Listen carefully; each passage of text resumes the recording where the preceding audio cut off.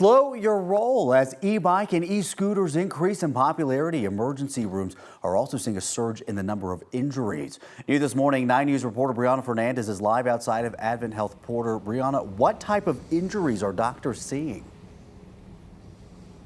You know, it's anything from internal injuries, bleeding, to the more severe, which is head injuries. And according to the Denver Police Department, when it comes to e-bikes and e-scooters, they have seen a spike when it comes to crashes. So take a look at your screen. Here's a breakdown of last year compared to this year. So last year, from January 1st of last year to July 27th, there were 53 e-bike and e-scooter crashes. During that exact same time frame this year, there were 84 crashes, and those are just the ones that have been reported to the Denver Police Department.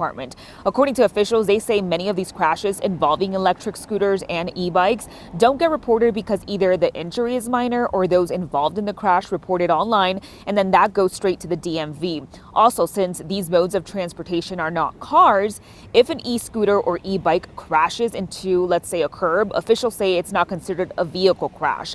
We actually spoke to Dr. Nick Rosen at Advent Health Porter. He says majority of the patients that they've treated for these type of injuries are young adults. Take a listen. Most of the time they were not wearing a helmet. It certainly is more in the summer. It tends to be even a little bit more at night. The injuries we see will often occur when the sun goes down. Maybe people have been drinking and they will use these for short-term transportation. That tends to be the injury we see most commonly. And Jordan, Corey, sometimes we see these e-bikes and e-scooters and we see them being reckless, not paying attention to simple road signs. So make sure that when you're riding one of those e-bikes or e-scooters, you're familiar with the law. We'll actually have a breakdown of these laws, in case you're not familiar with it, coming up in the next hour. For now, I'm live here in Denver. Brianna Fernandez for 9 News.